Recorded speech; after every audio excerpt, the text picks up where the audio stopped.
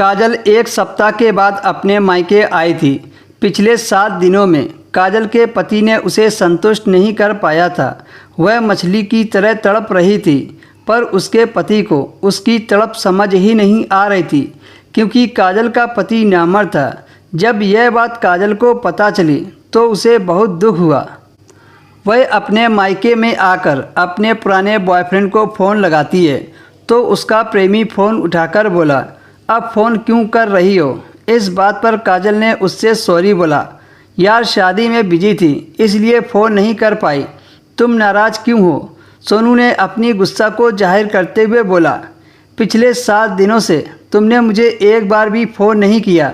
अपने पति के साथ इतना बिजी थी कि मुझे फ़ोन करना सही नहीं समझा। काजल ने निराशा भरे शब्दों में कहा, अरे नहीं यार, मेरा पति तो कुछ कर ही नहीं पाता है। काजल की ऐसी बातें सुनकर सोनू हंसने लगा। काजल ने कहा, हंसो मत, मैं यहाँ पर तड़प रही हूँ और तुम हंस रहे हो। सोनू ने कहा, कोई बात नहीं, तुम्हारे पति का काम मैं कर दूँगा। अपनी वही पुरानी जगह शाम के 7 बजे मिलना, वहीं पर प्यार की पार्टी करेंगे। सोनू ने कहा, मैं भी काफ़ी दिनों का भूखा हूँ, आज तो तुम्हें पूरा रगड़ ही डालूँगा। काजल सोनू की बात सुनकर उत्तेजित होने लगी और शाम का बेसब्री से इंतज़ार करने लगी।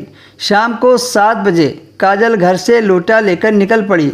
उसके घर के पीछे छोटी सी झाड़ी थी, वहीं पर काजल सोनू से मिलती थी। काजल खड़ी होकर सोनू का इंतज़ार करने लगी।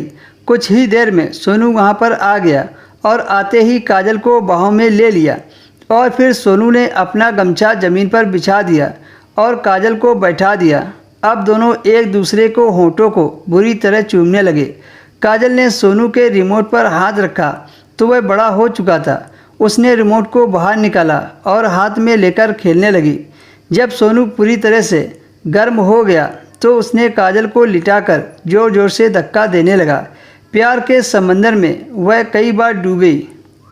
जब काजल पूरी तरह थक गई तब वह वापस घर आ गई।